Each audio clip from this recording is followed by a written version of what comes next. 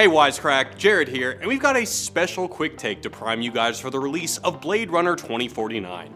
As you might guess, we're big fans of the original Blade Runner and are super excited to see how the sequel not only continues the plot, but develops the themes that made the original so legendary. To whet our appetite even more, Crunchyroll has a first look on a 15-minute Blade Runner anime directed by Cowboy Bebop mega director Shinichiro Watanabe that bridges the original and the sequel. And it's actually really good. Not only does it carry on the same visual style and the neo-noir pitch black tone, but it reflects on many of the same themes and symbols present in the original. So big thanks to Crunchyroll for giving us an exclusive sneak peek at the short and making this video possible. Blade Runner is a really dense, profound film full of symbols that also make an appearance in Blackout 2022. So let's unpack how these symbols give us a better understanding of what it means to be human, and perhaps derive a sense of what we can expect from Blade Runner 2049. Welcome to this Wisecrack Quick Take on Blade Runner and Blackout 2022. And heads up, this discussion will spoil some key plot points of the anime, so if you want to watch it right now for free, head to crunchyroll.com/wisecrack. So let's get to it. First, a quick recap of Blackout 2022. Two replicants, Trixie and Iggy, go on a mission to destroy a database that holds a registry of all replicants on Earth. One of the primary themes of the original is interrogating the line between human and automaton. Both Blade Runner and Blackout 22 explore this dynamic using three key symbols: the eye, the doll, and the dove. Number 1. Eyes. The original Blade Runner places significant emphasis on eyes. The Voight-Kampff test examines eyes to detect if someone is a replicant or not. Roy and Leon meet the designer of their own eyes. I just do eyes. And Roy even kills his own maker by giving him an extreme bit of eye acupuncture. Similarly, in Blackout, the characters' right eyes are coated with a mark identifying them as replicants. The eye is also relevant in how replicants and humans define themselves, through images and symbols. Did you get your precious photos? For example, the replicant Leon is obsessed with finding photos because these visual symbols reinforce the idea that he has a history, proof of having existed. There's actually a pretty interesting postmodern commentary here.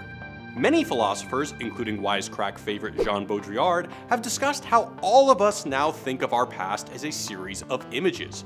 Photo albums, Instagram, Facebook, photos, etc. Our past, like the replicants, has just become a series of photos, symbols, or video images. Similarly, the main drive of the protagonists in Blackout is to destroy a database registry that lists them as replicants. By removing these signs that define them as not human, they are destroying the one thing separating them from humanity.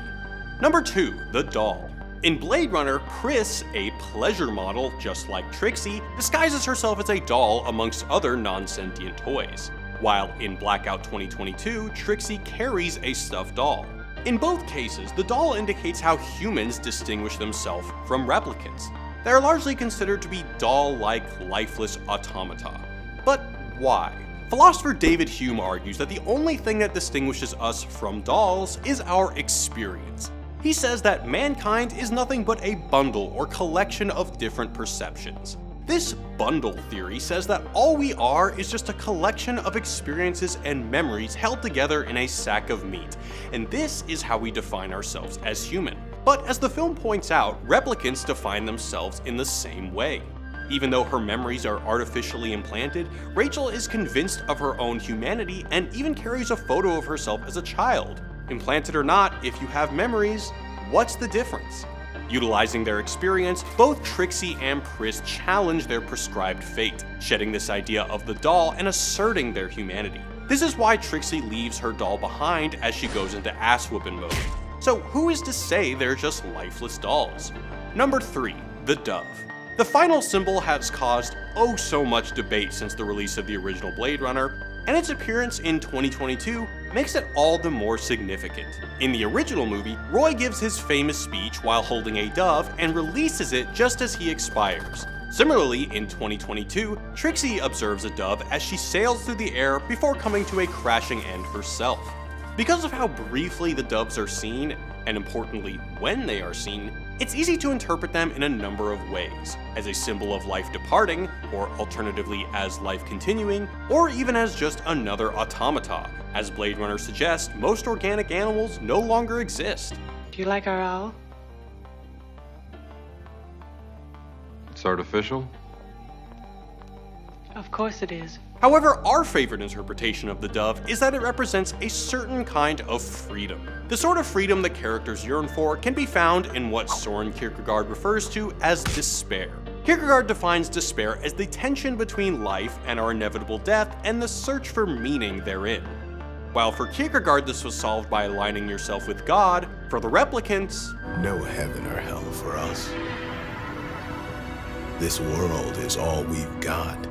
So, like a lot of people living in our more secular age, we free ourselves from this tension or despair by being conscious of, then understanding and defining ourself, which is exactly what the replicants do.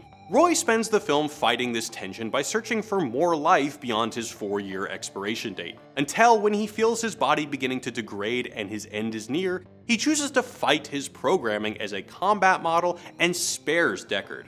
He then delivers the speech that brings tears to the eyes of nerds everywhere. All those moments will be lost in time. Like tears in rain. Referring to the bundle of experiences that he has seen throughout his life.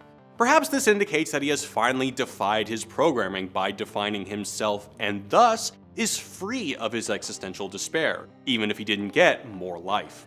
Unlike in the original movie, Trixie and Iggy are seeking the power to allow them to define themselves, by destroying the registry that the humans use to define them as replicants.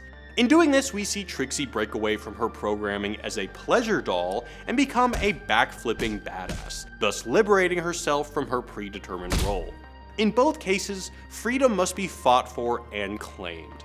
If a 15-minute prologue by the same studio can pack all this sexy stuff, then 2049 sounds pretty promising. And we didn't even get into the whole is Deckard a replicant debate, but that's gonna have to wait for another time. For now, be sure to see Blackout 2022 for free at crunchyroll.com/wisecrack. And if you want to watch it ad-free, sign up for a free 30-day trial on us. And while you're there, be sure to check out other great anime like My Hero Academia, Dragon Ball Super, and Cowboy Bebop. So big thanks to Crunchyroll for making this video possible and giving us a sneak peek at Watanabe's new anime. Catch y'all next time, guys. Peace.